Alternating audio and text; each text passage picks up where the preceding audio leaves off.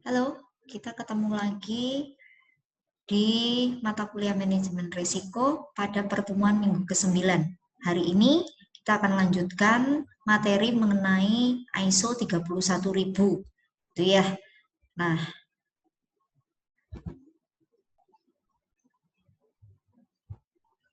kita akan melihat lebih dalam bagaimana proses manajemen risiko untuk standar ISO 31000.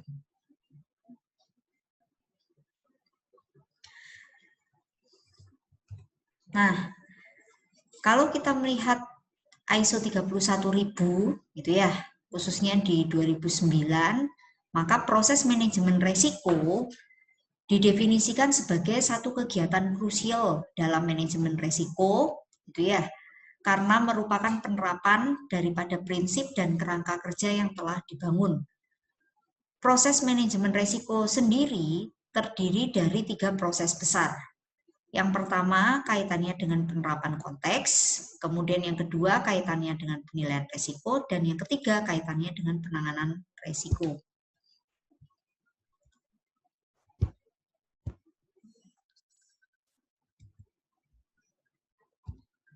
Oke, kita akan lihat satu persatu, gitu ya. Jadi kalau di dalam gambar, maka 3 proses besar ini yang pertama kaitannya dengan konteks, kemudian yang kedua itu yang di kotak biru kaitannya dengan penilaian risiko, dan yang ketiga itu yang di bagian bawah kaitannya dengan penanganan risiko. Oke, kita lihat satu persatu kaitannya dengan tahap yang pertama yaitu penerapan konteks. Nah, penerapan konteks sebetulnya bertujuan untuk mengidentifikasi gitu ya dan mengungkapkan sasaran organisasi, lingkungan yang akan dicapai, kemudian stakeholder yang berkepentingan, serta keberagaman kriteria risiko, di mana hal-hal ini akan membantu mengungkapkan dan menilai sifat serta kompleksitas dari risiko. Terdapat 4 konteks yang perlu ditentukan dalam penerapan konteks. Yang pertama, konteks internal, yang kedua, konteks eksternal, yang ketiga, konteks manajemen risiko, dan yang keempat, kriteria risiko. Nah, untuk konteks internal, maka perusahaan atau organisasi diharapkan dapat memperhatikan sisi internal organisasi, seperti struktur organisasi, kultur dalam organisasi, dan hal-hal lain yang dapat mempengaruhi pencapaian sasaran organisasi dari sisi internal organisasi atau perusahaan. Kemudian untuk konteks eksternal sebetulnya hampir mirip seperti konteks internal, hanya di sini lebih mengarah ke sisi eksternal perusahaan atau organisasi, seperti pesaing, otoritas, perkembangan teknologi, dan lain-lain ya, yang akan mempengaruhi pencapaian organisasi dari sisi eksternal organisasi atau perusahaan. Kemudian yang ketiga kaitannya dengan konteks manajemen risiko. Nah, di sini memperhatikan bagaimana manajemen risiko diberlakukan dan bagaimana hal tersebut akan diterapkan di masa yang akan datang. Kemudian yang keempat kaitannya dengan kriteria risiko. Nah, terkait dengan konteks kriteria risiko, maka dalam pembentukan manajemen risiko organisasi atau perusahaan itu perlu mendefinisi parameter-parameter yang disepakati bersama untuk nantinya digunakan sebagai kriteria risiko. Sementara untuk tahap yang kedua kaitannya dengan penilaian risiko. Nah, di dalam penilaian risiko itu sendiri terdiri dari 3 bagian. Ya, yang pertama dimulai dari identifikasi risiko. Nah, di sini maksudnya apa? Organisasi atau perusahaan diharapkan bisa mengidentifikasi resiko-resiko apa saja yang dapat mempengaruhi pencapaian suatu organisasi. Nah, setelah diidentifikasi, sudah ketemu gitu ya, resiko-resiko apa saja yang dapat mempengaruhi pencapaian sasaran organisasi atau perusahaan, baru kemudian dilakukan analisis resiko kaitannya dengan kemungkinan dan dampak dari resiko yang sudah diidentifikasi tadi. Kemudian yang ketiga, setelah dianalisis, maka hasil analisis resiko dan kriteria resiko gitu ya akan diperbandingkan. Kemudian akan ditentukan bagaimana penanganan resiko selanjutnya yang nantinya akan diterapkan. Nah, dalam hal ini akan masuk ke tahap ketiga, yaitu penanganan resiko. Untuk penanganan resiko ada 4 ya penanganan resiko yang bisa diambil oleh organisasi atau perusahaan. Yang pertama, menghindari resiko atau risk avoidance. Kemudian yang kedua, mitigasi resiko atau risk reduction, gitu ya. Ini mengurangi kemungkinan atau dampak yang tadi ya, tinggi terhadap perusahaan atau organisasi.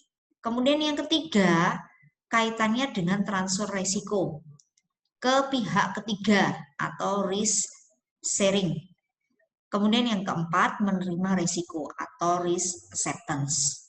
Gitu ya.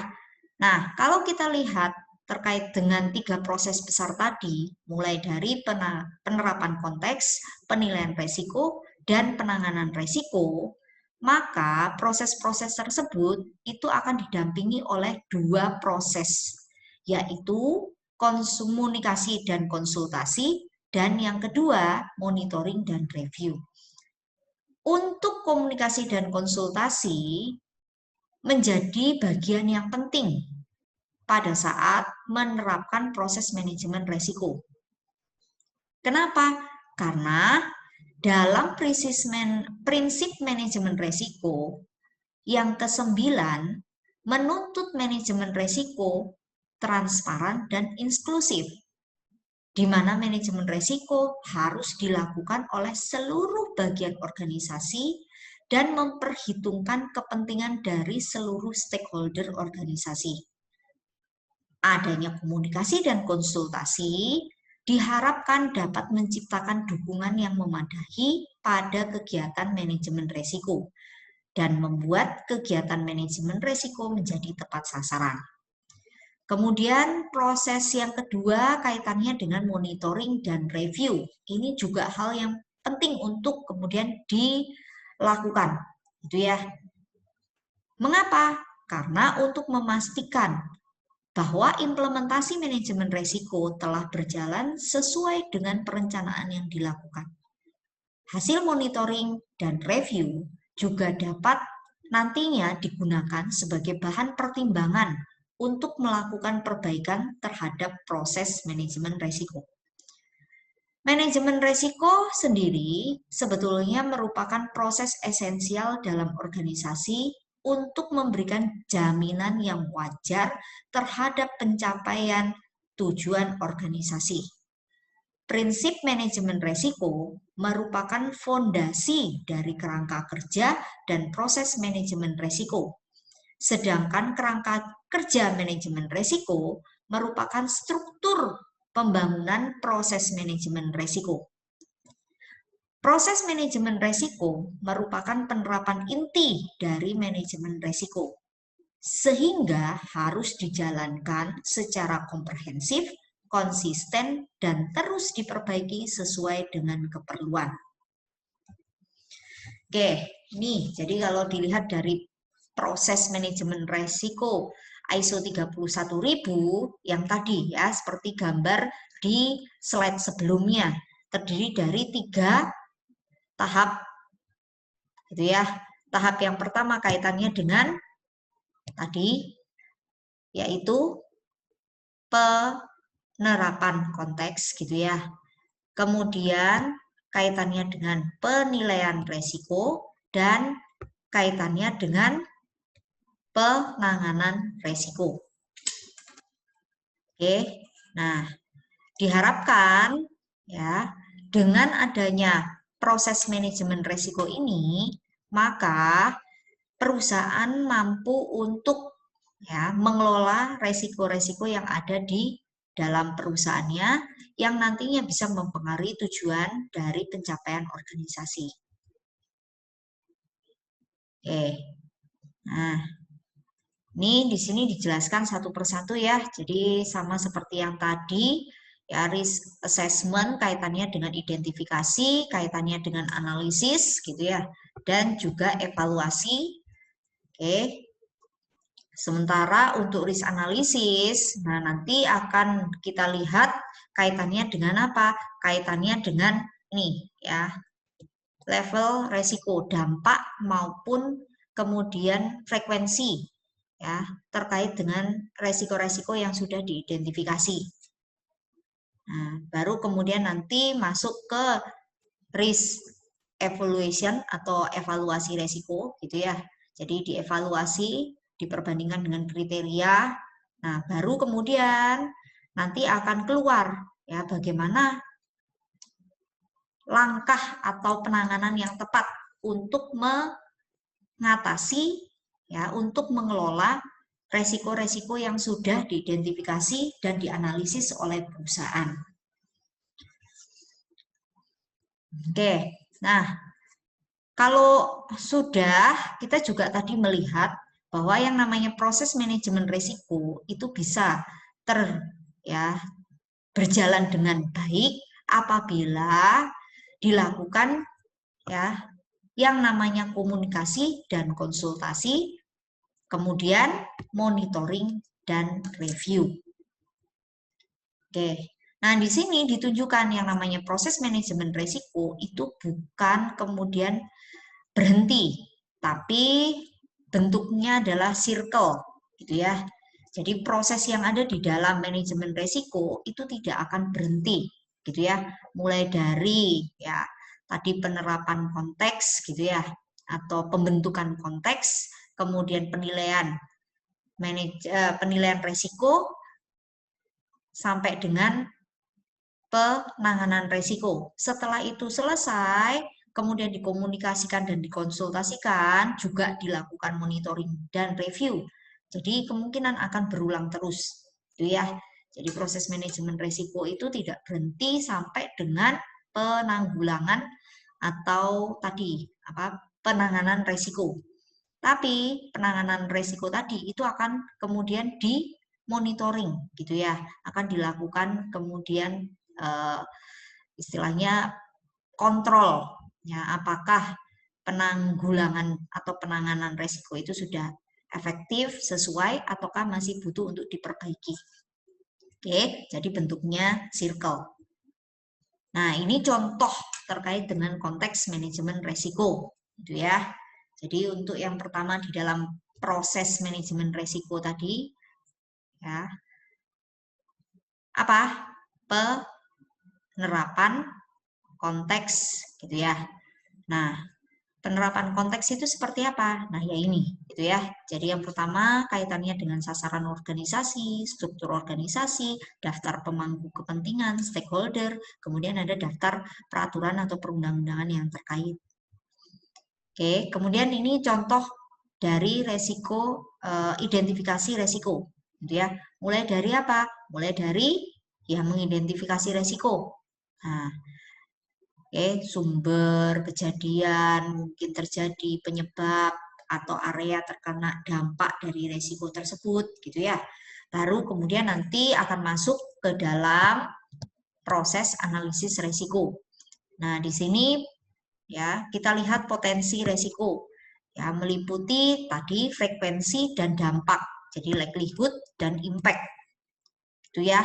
Kemudian juga mempertimbangkan kontrol-kontrol yang ada, serta analisis kuantitatif, semi kuantitatif maupun kualitatif, gitu ya. Nah, setelah analisis resiko, baru kemudian masuk ke dalam evaluasi resiko, gitu ya, diperbandingkan dengan kriteria, sehingga nanti bisa untuk ya penentuan risk treatment atau penanganan resiko yang akan diambil. Oke. Nah, ini kategori resiko, gitu ya. Resiko itu terbagi. Ada strategic risk, ada financial risk, ada hazard risk, kemudian ada operational risk. Nah, terkait dengan strategic resiko itu ada legal, reputation, regulation, kemudian business change. Terkait dengan financial risk itu ada price, kemudian ada currency, interest, kemudian kaitan dengan kredit dan liquidity. Kemudian untuk hasrat risk, nah di sini terbagi menjadi 3 gitu ya. Kerusakan aset produktif, ya, contohnya bencana alam, kebakaran, atau human error, kerusuhan sosial. Kemudian yang kedua kaitannya dengan kematian dan kecelakaan kerja. Itu ya, baru kemudian yang ketiga kaitannya dengan keancaman kelangsungan usaha. Oke. Nah, kemudian yang keempat, kategori resiko ya kaitannya dengan operational risk. Nah, kalau operational risk ini kaitannya dengan apa? Kegiatan operasional di dalam organisasi atau perusahaan. Ada human resource, kemudian business process, organization, kemudian engineering, teknologi, dan IT, sistem informasinya. Gitu ya. Nah, ini dijelaskan satu-satu, nanti silakan ya bisa dibaca lebih dalam. Nah, kemudian ada beberapa teknik ya yang bisa diambil pada saat organisasi atau perusahaan ingin mengidentifikasi resiko. Nah, tekniknya seperti apa? Ada kuesioner, ada brainstorming, ada teknik Delphi, ada wawancara, kemudian juga ada root case analysis, gitu ya. Nah, kemudian butuh juga ya kajian dokumen, gitu ya. Kemudian analisis stakeholder. Oke. Nanti ya dia akan dari hasil ya teknik identifikasi resiko tadi, maka resiko yang belum mendapatkan penanganan diharapkan dapat diperkecil probabilitasnya atau dampaknya. Nah, oke. Kemudian kalau yang resiko ya yang sudah ada tindakan ya diharapkan gitu ya resiko-resiko tersebut ya sudah ada penanganannya sehingga ya resiko akan mengalami penurunan gitu ya. Nah, kemudian resiko-resiko sekunder itu kaitannya dengan resiko-resiko yang disebabkan oleh tindakan penanganan yang dilakukan pada resiko inherent. Oke, kemudian sumber-sumber resiko. Nah, sumber-sumber resiko itu macam-macam gitu ya. Bisa dari eksternal maupun bisa dari internal. Nah, di sini ditunjukkan dari sisi eksternal itu banyak ya. Contoh lingkungan legal, lingkungan fisik, regulator, lingkungan politik, lingkungan ekonomi, lingkungan operasional, supplier, konsumen, gitu ya, lingkungan sosial maupun pesaing. Nah, kemudian kita juga harus tahu dulu ya, apa itu resiko, gitu ya, apa itu problem. Oke.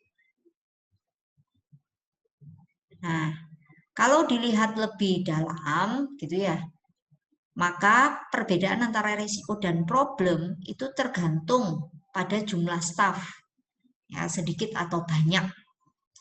Kemudian problem dengan dan antara staf, problem dengan pekerja eksternal atau kontraktor, kemudian kondisi dan desain tempat kerja yang buruk, pelecehan seksual, tindakan kriminal, konflik budaya atau agama, ya, rasa tidak adil, kurang pelatihan dan pengembangan karyawan, keahlian pekerja tidak memadai, penempatan pekerja yang tidak tepat, kesulitan bahasa, dan lain sebagainya. Nah, ini sebetulnya resiko atau problem yang bisa timbul kaitannya dengan manajemen sumber daya manusia. Kemudian kaitannya dengan operasional. Nah, itu contohnya apa?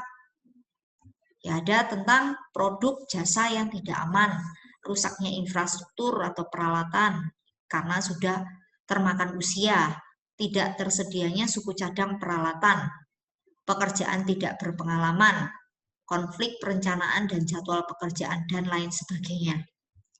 Oke, nah untuk keuangan akuntansi atau perpajakan, resiko atau problem yang bisa timbul, contohnya lemahnya manajemen aset dan kewajiban, kemudian denda atau salah bayar, piutang tak tertagih, skema bisnis yang tidak menguntungkan, fraud, sistem akuntansi dan pelaporan yang tidak akurat, dan lain-lain. Kemudian terkait dengan bencana dan kecelakaan, gitu ya. Resiko dan problemnya seperti apa? Hilangnya individu kunci, kemudian ada epidemik pada pekerja, banjir, kebakaran, gempa, listrik mati, sabotase, teroris, anarkis, demonstrasi, gitu ya. Nah, kemudian legal dan regulasi. Contoh resiko atau problemnya seperti apa? Ya, regulasi yang menghambat, tumpang tindihnya regulasi, sampai perizinan yang bermasalah. Nah, kemudian untuk teknologi informasi, resiko dan problem yang bisa terjadi, contohnya sistem informasi tidak memadai, rusaknya perangkat IT, virus, hacker, gitu ya, database tidak tersedia atau tidak lengkap. Nah, tadi ada beberapa teknik pada saat ya, mau mengidentifikasi resiko. Ya, salah satunya dengan melalui brainstorming. Nah, brainstorming itu sendiri apa? Brainstorming itu sebetulnya perangkat perencanaan yang dapat menampung kreativitas kelompok dan sering digunakan sebagai alat pembentuk konsensus maupun untuk mendapatkan ide-ide sebanyak mungkin dalam kelompok. Brainstorming itu bisa bentuknya verbal, bisa nominal, bisa elektronik, gitu ya. Kalau untuk verbal, maka saling bertukar pikiran dalam satu grup. Biasanya dalam bentuk FGD, Focus Group Discussion, gitu ya. Kemudian nominal brainstorming, nah, biasanya dengan mengeluarkan ide secara terpisah, tidak saling berinteraksi dengan menulis idenya di kertas atau komputer. Nah, kalau untuk elektronik brainstorming, itu saling bertukar pikiran dalam satu grup secara elektronik dengan menggunakan tools ya tertentu. Oke, jadi misalnya pakai WA Group, Line, dan seterusnya. Oke, kemudian ada teknik yang lain selain brainstorming, itu ada DLP. Nah, kalau DLP ini biasanya ya metode untuk mencapai konsensus pendapat yang diminta dari para ahli dalam bidang topik tertentu. Nah, DLP itu ya biasanya umum dilakukan dengan survei, gitu ya, mengidentifikasi what is, gitu ya. Nah,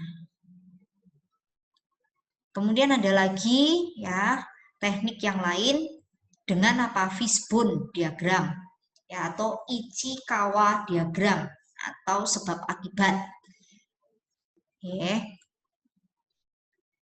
Nah, fishbone diagram itu akan mengidentifikasi berbagai sebab potensial dari satu efek atau masalah, kemudian menganalisis masalah tersebut dengan tadi cara brainstorming, gitu ya. Masalah itu akan dipecah-pecah dalam sejumlah kategori yang berkaitan, mencakup manusia, material, mesin, prosedur, kajian, kebijakan, dan sebagainya. Ya, setiap kategori mempunyai sebab-sebab yang perlu diuraikan melalui sisi brainstorming. Oke. Nih contohnya, jadi fishbone diagram ini ya didetilkan. Ya, diidentifikasi resikonya lebih mendalam. Nah, melalui apa? Melalui tadi brainstorming gitu ya.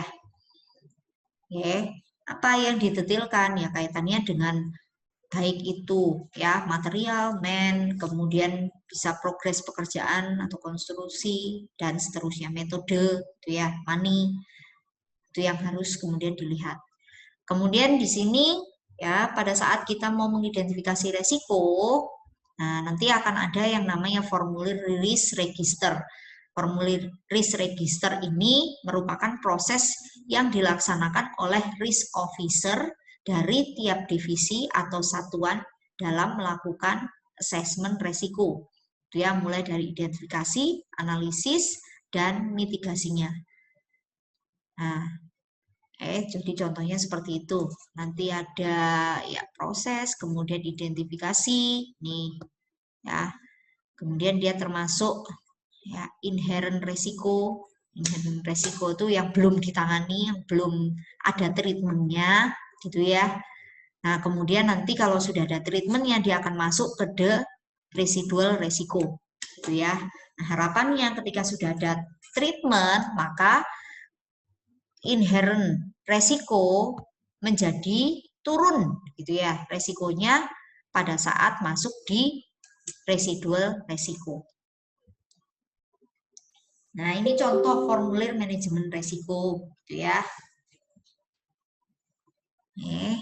Nah, ini proses dari ya asesmen resiko, gitu ya. Mulai dari apa? Pengumpulan dan analisis data, kemudian sosialisasi dan wawancara dengan risk owner, baru kemudian menyusun risk register, kemudian yang keempat melakukan pengukuran dan analisis resiko, baru yang kelima menyusun risk priority atau top risk, gitu ya. Oke. Ini contohnya top risk gitu ya, risk register perusahaan. Jadi ada kuesioner dibagi gitu ya.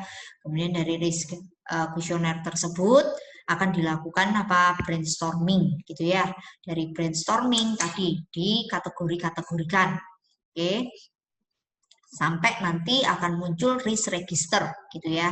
Supaya apa? Supaya bisa dilakukan nih pengukuran dan analisis resiko gitu ya. Nah, sampai di sini penjelasan saya terkait dengan proses manajemen risiko ISO 31000 gitu ya.